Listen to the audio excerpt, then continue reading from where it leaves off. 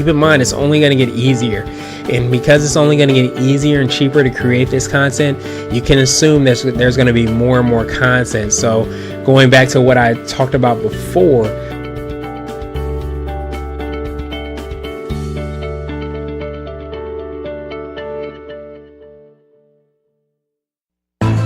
you're an entrepreneur, and you make vital decisions that hopefully blossom into a business. You're the savvy, out-of-the-box risk taker who believes wholeheartedly in the process of innovation. Innovation that will change the world. This is CEO Chat with Gresham Harkless, and you're about to embark on a journey through the awesome world of business. Gresham is the epitome of drive and desire as he works to help support small businesses and entrepreneurship. And you're about to learn from this entrepreneur how you can improve your odds of success in the business world. Welcoming the host of CEO Chat, here's Gresham Harkless.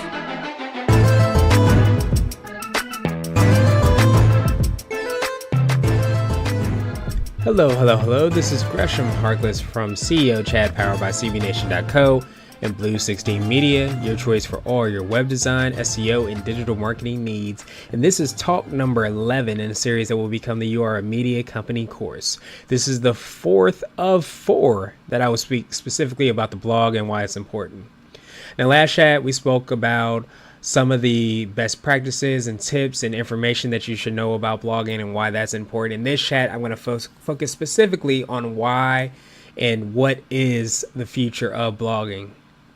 As with all these chats on the You Are a Media Company course, I basically start out with a definition so you get an idea of exactly where I'm coming from if you're just jumping into this specific chat. I start out by just giving you a definition. So I define, and the definition of a blog is a shortening of weblog. It is an online journal or informational website displaying information in the reverse chronological order, with the latest posts appearing first. It is a platform where a writer or even a group of writers share their views on an individual subject.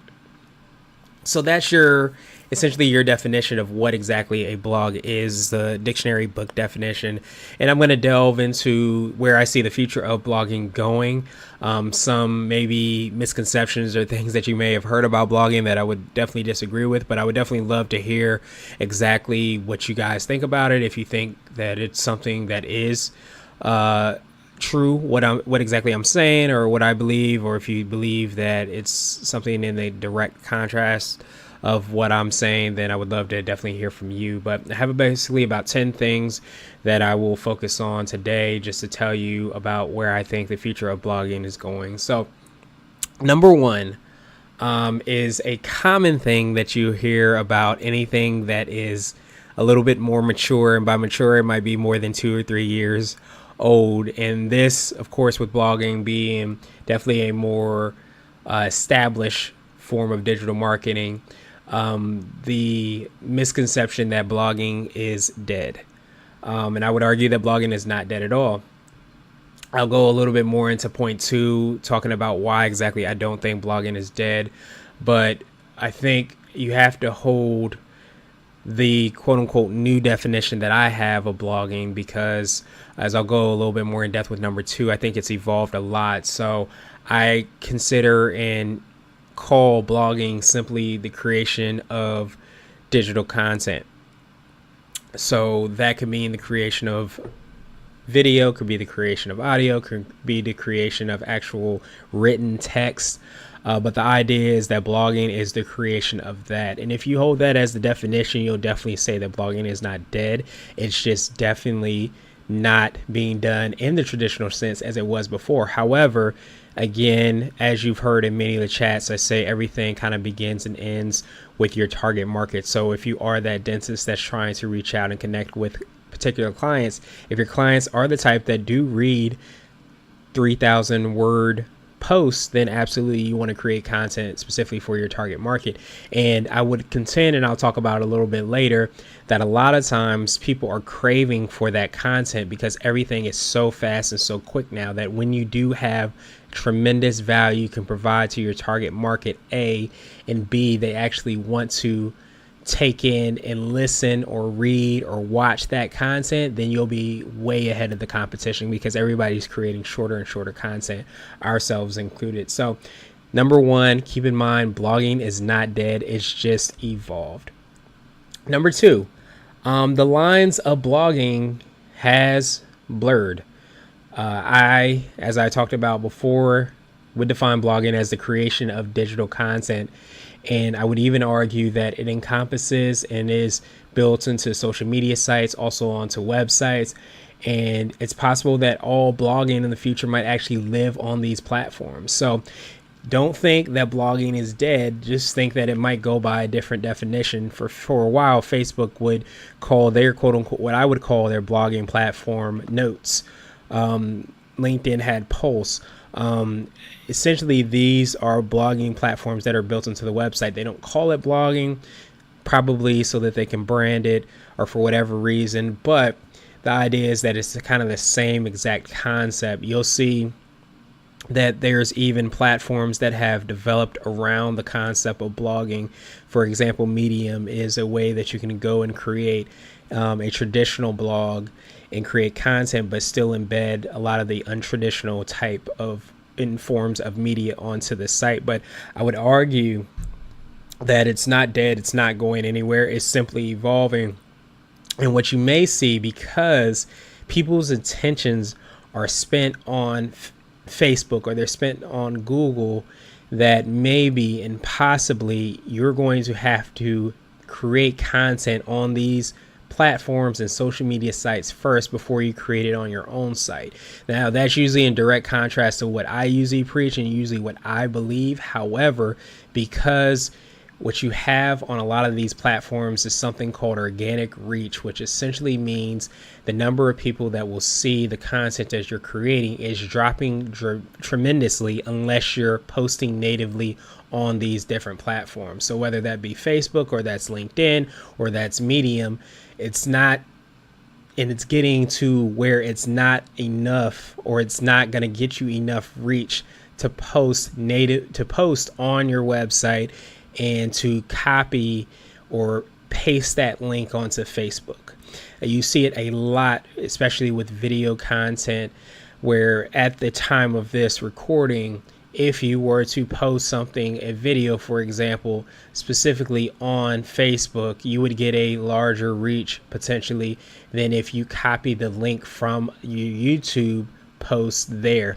So what you're going to see a lot of, and what I believe you're going to see a lot of, is the kind of recreation or the repurposing of content on different platforms, or simply the copying of content on those same platforms. So you might have a Facebook only video, you might have a YouTube only video, or you might have the same video that you put there. But I think that going into the future, what you're going to see is there going to be a lot more hand slapping, so to speak, of content that's simply copied from another platform. They're really going to put an emphasis on you only posting on that platform. I really believe that's the way that they're going, because each of these platforms, Google and Facebook, are trying to keep people natively on their website. And you see it a lot especially with Facebook, probably more than anything else, because they have essentially an enclosed community, so to speak. So you're definitely seeing that a lot more, and I think you'll continue to see that. But keep in mind that I don't think blogging is really going anywhere. It's not dead. It's not going anywhere. It's simply blurred. So now it's built into these platforms. Now you can post longer on Twitter than you could before. So again, these are your traditional blogs being posted in an untraditional way, so to speak. So that's important to kind of keep in mind. Number 3, long form content will be very relevant and will continue to make a comeback. Possibly might even transition into being paid content. So with the speed of technology, with the rise of maybe arguably millennials, content is being kind of watered down and isn't as long and in-depth as it used to be. However, I think that depending on your target market, especially, for example, just say, for example, you're trying to reach a very well-educated target market. Maybe you're trying to reach doctors or dentists. The short posts will not do as much justice because you have what might be a higher educated and people that have read and studied dense content, so they're capable and welcome to taking in longer form content if it's of value. So you have to understand that, again, when you create that content, you're also trading and having that person sacrifice time that they probably could put it someplace else for your specific content. So I think that there's going to be a continual rise to long form content. It's happening. You see it a little bit, but it's usually for very, very specific things that people are craving. So while usually there's a tandem opportunity to read kind of like the short form content, but you can dig deeper and read long form content if you choose to. And that's usually something you're seeing very much so in the journalism industry. And as you know, like the journalism industry and the marketing industry is definitely blurring, where you have people that are journalists traditionally creating content. So you're continuing to see that, but you want to try to keep that in mind, that because people are not getting as much in-depth information as they did before, they're craving that content for very specific things. So if you can find, and I'll talk a little bit more about this, a niche or an audience that's seeking and craving the content that you create, not only can you create that content and do it in a long form way, but you can also potentially maybe charge people for it, creating a membership site or something around that specific content or that specific blog that you have. So those are just some things that you want to try to keep in mind. That I would argue that long form content has not disappeared. It is not gone. I would say that the structure of it is different, where you might not necessarily have a 3,000 word blog posts without any pictures or images or any embedding of anything to kind of break it up. But I will say again that depending on your target market, they might want the content in that way. And if it's of enough value, and especially if nobody else is doing it and creating it, then you have an incredible opportunity to do that. Now, number 4, the long tail will continue to remain intact. One of the big reasons for the long tail is because people are now able to search very specifically for what it is that they're looking for. From an advertising standpoint, you see it from a Facebook standpoint, where you can kind of niche down with many different demographics, interests to your target market. People are also able to search exactly for what they're looking for. And one of the things that you saw, especially from blogging and from the long tail standpoint, is that people were no longer searching for a dentist in Virginia or a personal trainer in California. They weren't typing that in. They were asking very, very specific questions. You can go to Google and you don't even have to type it in. You can ask Siri, you can ask Alexa, you can ask all these voice activated speakers to say a very specific question. What are the absolute best stretches that I should do when I'm training for a marathon? That's an unheard of question that you would have maybe 5 or 10 years ago. Now it's definitely the question that people are putting into and searching for, and they're using voice activated speakers or smart speakers, I should say, in order to get the answers to those questions. So not only are they using phones and people are using phones, but these voice activated and smart speakers are definitely going to be a game changer. So making sure that your content not only is created and continuing to look at the long tail and asking and trying to connect with your clients in the best way possible based off the questions that they're asking, but also making sure that your blog and the content that you're creating is digestible by machines.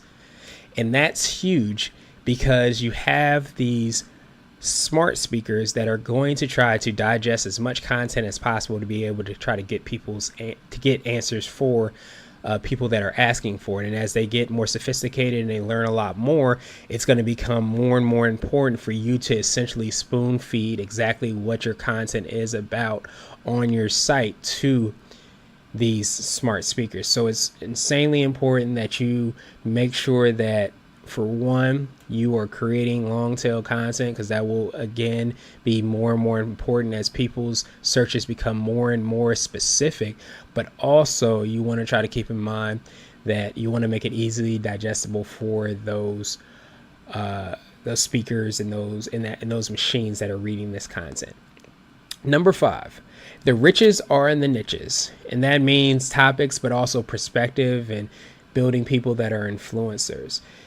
So, like I touched on before, I think that there's going to be a tremendous shift for certain types of content being in long form. I think that because everything's so fast and coming so quickly to people, which is kind of like the whole, I would say, competitive advantage that Twitter has over any other social media site, is that content can be sent out very quickly.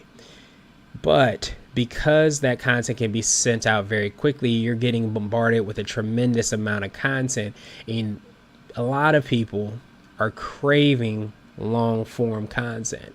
So I think that's going to be insanely important. But it's not just going to be, I have a blog that talks about basketball. You're going to be able to have blog posts that speak specifically about a high school basketball team. I'm in the Washington, D.C. area, so maybe there's a blog that's specifically about the DeMatha high school basketball team. And it talks specifically about the players there, it talks about the history of the team and all the information there.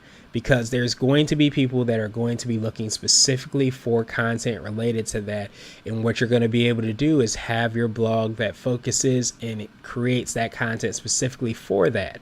So that's where those riches and the niches idea kind of comes from, where if you're able to niche down and find out very specific information, then you're really going to be able to do a great job as far as getting visibility in creating those long form posts, because people will be craving to find out about the DeMatha blog. And this is just a local high school in the area that's popular in the Washington, D.C. area.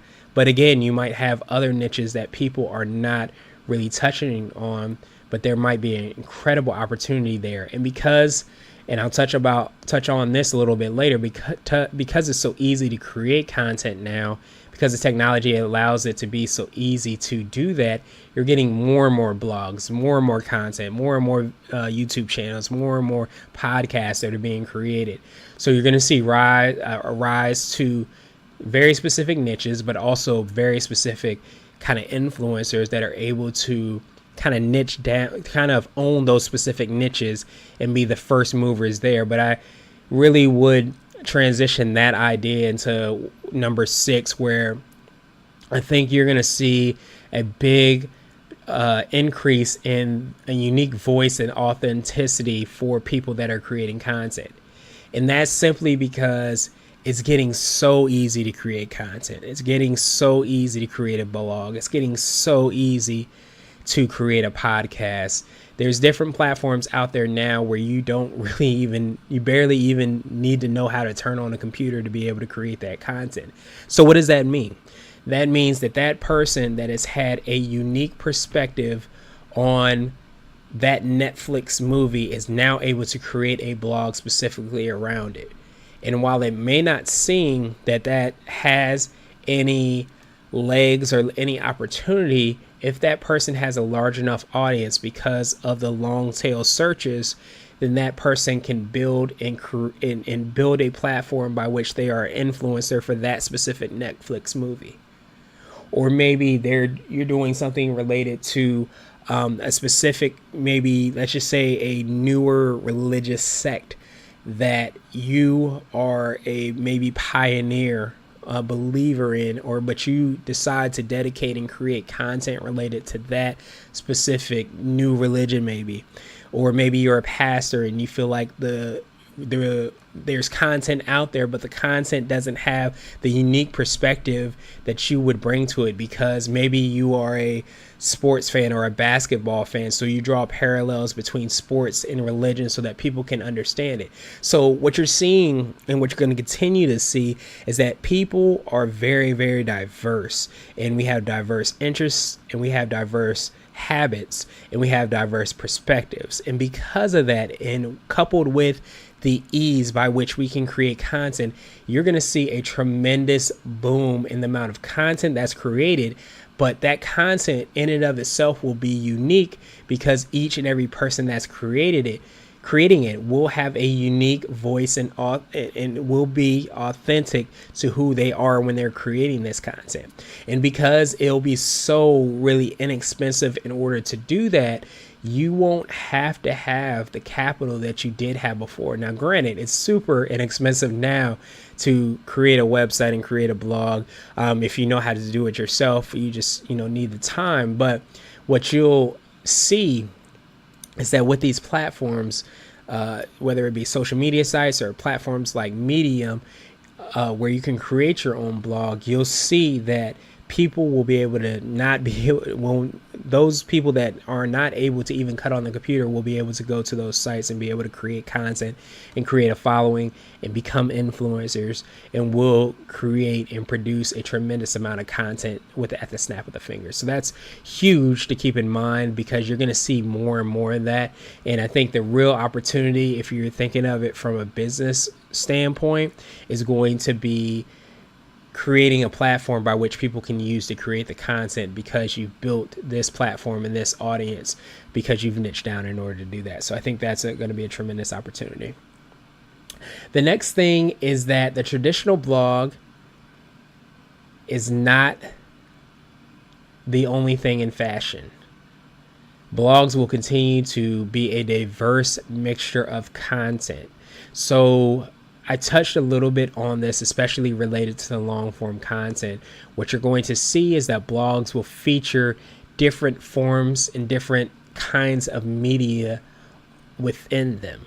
It's not just going to be a blog post that has 3,000 words. It's going to be a blog post that's broken into bullets. It's going to be broken into different headings, and then it's going to have an infographic. It might have a GIF. It might have a video embedded in it. It might have a podcast that's embedded in it as well too. They will be living and they will be breathing. I think you will continue to see long form blog posts, long form content, but you will see that content is being updated on a regular basis. So whether it be how to create a blog post, or how to make sure that you stretch out before you go on, or you run for your marathon. Maybe you're going to create that blog post as a personal trainer, and you're going to go back and you're going to update that blog post on a regular basis. And maybe not only are you going to just create the blog post as 3,000 words, but as new science comes out, maybe you're going to update that specific blog post rather than rewrite another one, and you're going to embed an infographic that you worked on, or maybe that you might have posted on Pinterest, or maybe there's a post that you want to embed from Instagram within that blog post. But those blog posts will be living and breathing. It's not one of the things where you create the content and you don't touch it ever again. You're going to see these blog posts that are going to evolve and to change, and especially for those long form type posts that are of extreme importance and of extreme value, you're going to want to go back and add the infographics. You want to go back and add the video. If you have a blog, have a podcast that's related to that, you're going to want to go back and embed that. So you're going to continue to see that the traditional blog post, I think, is going and disappearing. But again, it all depends on your target market. If your target market loves to take in that content, then you want to continue to provide that. But for most other target markets or most other avatars, you're going to have to break up that content, that long form content, into mini content that might still be on all the same page, but you might have links within the site, so you can scroll down to certain sections of the site. So you want to try to keep all those things in mind, that these blog posts will continue to live and they will continue to breathe. And what you'll find is, because there's so much content, and I'll talk a little bit more about this when we get into the SEO section, that because everything that's posted and published online is not necessarily crawled by Google or any of the crawler or any of the search engine crawlers, you'll find that sometimes by the time your blog post gets crawled, you might want to, instead of creating another blog post, you might want to update the existing blog post because it's been crawled and it's getting and ranking very, very well. So that's another reason where you might have those long tail blog posts that you created that you want to go ahead and update rather than create another blog post related to that. So it's very important to kind of keep in mind. Number 8, it will get even easier and quicker to create content. I already touched on this, and if you think that it's easy now to create content, you can essentially download basically 3 apps, and you can do and create content as quick as possible. You can use Anchor, which we use for our I Am CEO podcast, to literally create a podcast with no cost. You can download Medium, and you can use Medium in order to create blog content. And you can use Instagram now to create even longer form videos, now that they have their new app that has come out to kind of take some steam away from YouTube. Or you can go to YouTube and just create a video directly from there. So the idea is that you can create content on the fly. Typically, if you just have a mobile device, if you have a smartphone, you can just go and do that and create that content. Because it's getting so easy, I think it's going to get even easier to be able to do these things. You're probably going to have a platform, and those platforms already kind of somewhat exist. Usually you just want to go to whatever ones are strong, but you can literally use Facebook, and you can do all those things inherently on Facebook automatically. You can create and upload audio files, you can create a blog post, and you can upload a video directly on Facebook without ever leaving the platform. So that's powerful, and it's only going to get easier in order to do those specific things. But just like Facebook understands that each of these platforms has their own kind of strengths and weaknesses, so you want to use what is natively going to be easier for you to kind of create content through. But keep in mind, it's only going to get easier, and because it's only going to get easier and cheaper to create this content, you can assume that there's going to be more and more content. So going back to what I talked about before, around number 5 and number 6 is that value and authenticity and your voice are going to be the way that you break through the noise, because you're going to have to be true to yourself, because there's going to be so much content and so much information that anybody can listen to anything they want to right at the tip of their right at their fingertips. So that's going to be insanely important. Number 9, user experience will continue to be more and more important. Everything is building around the user.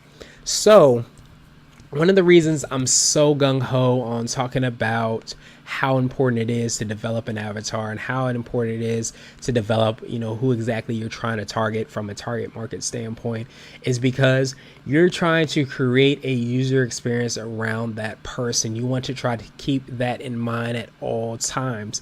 What's happening to these social media sites, the reason that people are potentially going to have to develop content natively on these sites is simply because the users are spending time there. And now, because there's so many users and people are engaging so much on these social media sites, now you're starting to see that the Facebooks and the Twitters and the Instagrams and these platforms are now restricting or limiting, I should say, the amount of reach that you get from other platforms. So what does that mean? It essentially means that you're going to have to make sure that you create a really good user experience, understanding that you may not be able to fight the fact that people are spending time on Facebook. If your target market is spending the time on Facebook, you may not be able to fight that. So maybe instead of fighting that, you create content specifically and natively to that site, and maybe it's exclusive to that platform. But because you can't you can create a Facebook group, but maybe you don't want to create open content, or you want to create maybe exclusive content directly on your site. So instead of saying, I'm going to use my site to try to draw people to social media sites, maybe you say, hey, I'm going to give away and create content natively on this platform. And from this platform, I'm going to hopefully convert people to go over to my membership site that I created. Or maybe you're taking payment and then you're going to add them to a specific Facebook group that's going to have additional information. So the idea is that you're really, really creating this content so that you're able to natively on this platform, because that's where people are spending time, but you're hoping to draw people out and draw people away and closer to your actual website, where you might have premium content or something that you don't want to specifically do on these social media platforms. But that's all part of the user experience, and it's important to know and important to kind of keep that in mind. Because if, for example, you have it where you are creating content, say you're creating workout plans and workout videos, and you're posting this directly on your Facebook page, or maybe you're putting it on your profile and also putting it on your page, and you're creating it from that standpoint, and you understand that 80% of your people that are converting from Facebook to your membership site are coming directly from Facebook, right? So the idea is that little small things, as like having the ability to sign up for your membership site by using a Facebook login goes extremely far. Not only that, what if you design and created your website specifically around how Facebook is set up? So maybe you have the search menu in the exact same spot. Maybe you have the profile on the top left, just like they do on Facebook. Maybe you have a chat feature just like they do on Facebook, and put it in the exact same space. But that's all user experience, because what you want is for it to be a seamless transition from one person going from the platform they already know intuitively to your platform. So things like that, as far as your user experience, will become very, very important. But at the heart of it is making sure that you understand exactly who your avatar and your target market is. And lastly, number 10, experimentation will be key and king and queen.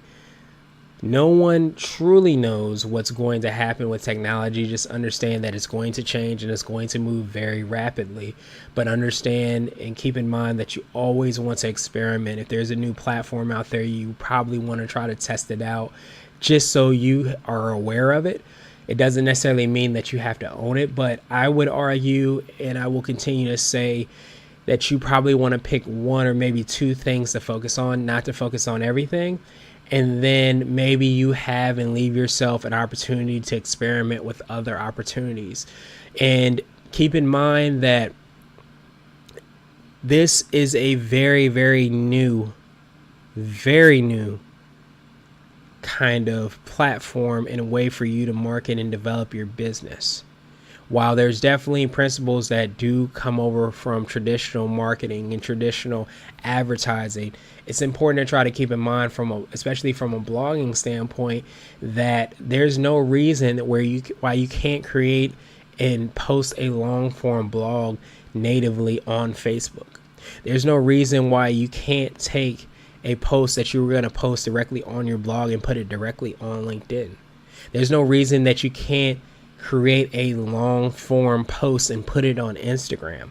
Keep in mind that you want to experiment and see and pay attention to the engagement and interactions that you're getting, and you want to be at the forefront of doing that and trying these different platforms and using them in different ways, and taking strengths from other platforms and doing it natively on a different platform. So you want to be very, very clear that you want to experiment and you want to really take advantage and capitalize upon the opportunity that you have before you, because you can very easily be at the forefront and be the trailblazer if you find a system or a formula or a recipe that works very well for you. So keep that in mind. Make sure that you check out all the resources that are in the show notes.